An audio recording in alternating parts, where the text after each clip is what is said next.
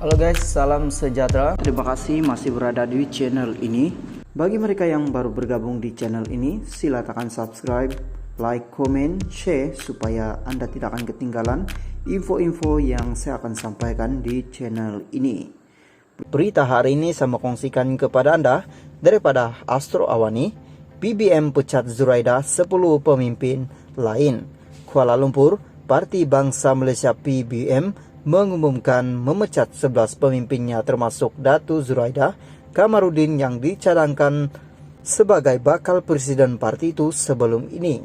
Dua lagi pemimpin PBM, Haniza dan Doraya pula masing-masing digugurkan daripada jawatan timbalan presiden dan ketua wanita tetapi kekal sebagai ahli. Unit penerangan PBM berkata 11 pemimpin itu dipecat karena gagal memberikan maklum balas kepada jawatan kuasa disiplin PBM dalam tempo 7 hari. Katanya tindakan ke atas semua 13 individu itu diambil selepas ahli jawatan kuasa disiplin parti membuat perbincangan lanjut hari ini mengikut perlembagaan parti. Mereka telah diberi peluang untuk menjelaskan dan membela diri dan diberi tempo 7 hari. Akan tetapi telah gagal memberikan maklum balas kepada jawatan kuasa disiplin parti PBM. Maka dengan ini demi kepentingan parti PBM, jawatan kuasa disiplin PBM telah membuat keputusan bahwa keahlian jawatan individu-individu tersebut ditamatkan berkuat kuasa serta-merta pada 27 Desember 2022. Menurutnya dalam satu kenyataan pada Selasa.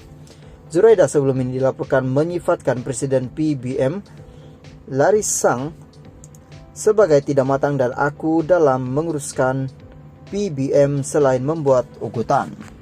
Awal Oktober lalu, Perhimpunan Agung Tahunan PBM dikatakan membuat keputusan untuk Zuraida secara rasmi akan mengambil alih kepimpinan parti daripada Sang.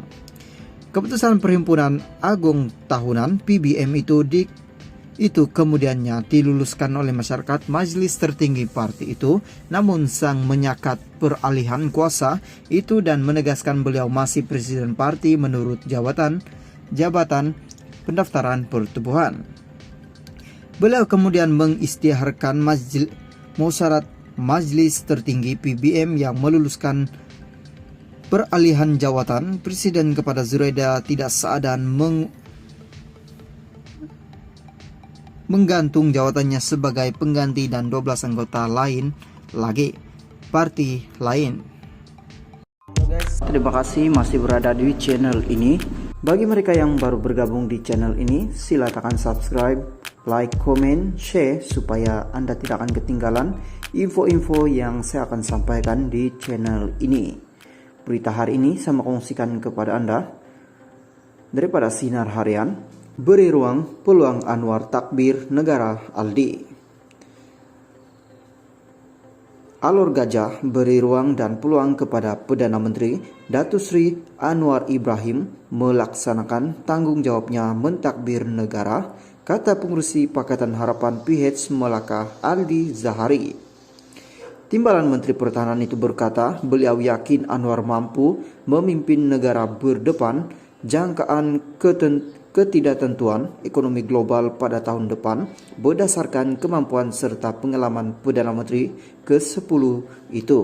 Saya cukup yakin beliau boleh membawa Malaysia ke hadapan dalam tempo-tempo yang bagi saya sukar juga kerana kita menghadapi isu-isu ekonomi.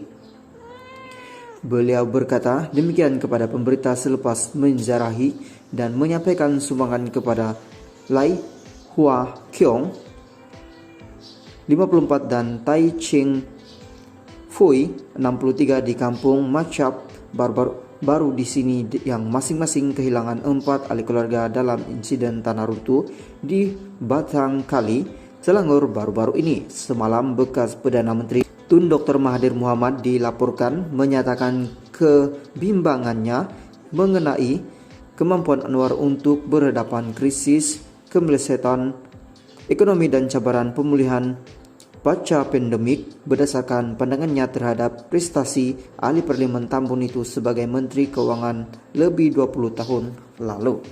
Mengulas lanjut, Aldi berkata, semua kementerian dipertanggungjawabkan oleh Perdana Menteri bagi merangka plan untuk meringankan beban masyarakat yang mungkin terkesan dengan jangkaan ketidaktentuan ekonomi itu. Malah kita di peringkat Kementerian Pertahanan pun membicarakan tentang bagaimana kita boleh mengurangkan beban dan kos sara hidup tentang tentara dan veteran. Makanya kita sepakat di semua peringkat kementerian.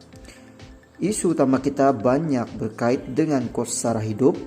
Memang kita dalam tempo ini sentiasa mencari penyelesaian masalah dihadapi rakyat, katanya bernama. Halo semua, salam sejahtera dan terima kasih masih berada di channel ini. Bagi mereka yang belum subscribe channel ini, sila subscribe dan like, komen, share supaya Anda tidak akan ketinggalan info-info yang saya akan sampaikan di channel ini. Berita hari ini saya mau kongsikan kepada Anda daripada Malaysia kini. Agus tolak tawaran Anwar, mahu nikmati indah laut di Gorontalo. Bekas pensyarah Universiti Kebangsaan Malaysia UKM Muhammad Agus Yusuf menolak sebarang jawatan dan tawaran Perdana Menteri Anwar Ibrahim untuk menyumbang kepada kerajaan hari ini. Kata Agus, dia menyokong kepimpinan Anwar kerana mahukan Perdana Menteri ke-10 itu membawa perubahan kepada negara ini dan tidak lebih daripada itu. Kawan-kawan yang merasakan saya mengampuh untuk mendapatkan jawatan, janganlah berpandangan sorong begitu. Saya menyokong di SAI kerana mahu beliau memimpin bagi membawa perubahan kepada negara kita.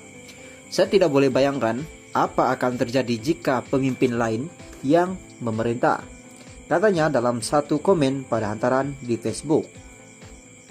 Pada hantaran yang sama, Agus menyiarkan klip video dia berjebat tangan dan berpelukan dengan Anwar dalam satu majlis makan malam kumpulan 70 profesor Melayu yang dikenali sebagai G70. Agus sebelum ini mempertahankan penglibatannya dengan kumpulan profesor Melayu berkenaan yang secara terbuka menyokong Anwar dilantik sebagai Perdana Menteri melalui dokumen Profesor Melayu G70. Deklarasi itu menyatakan mereka menyokong Anwar sebagai Perdana Menteri kerana dia mempunyai pengalaman masyarakat mazmuk berdasarkan keperluan Islam sebagai agama persekutuan. Mereka juga menyifatkan Pakatan Harapan PH yang dipimpin Anwar adalah pilihan terbaik untuk menyelesaikan masalah ekonomi negara dan menjaga kepentingan umat Islam, Melayu dan Bumi Putra. Dalam pada itu, Agus yang pakar dalam sains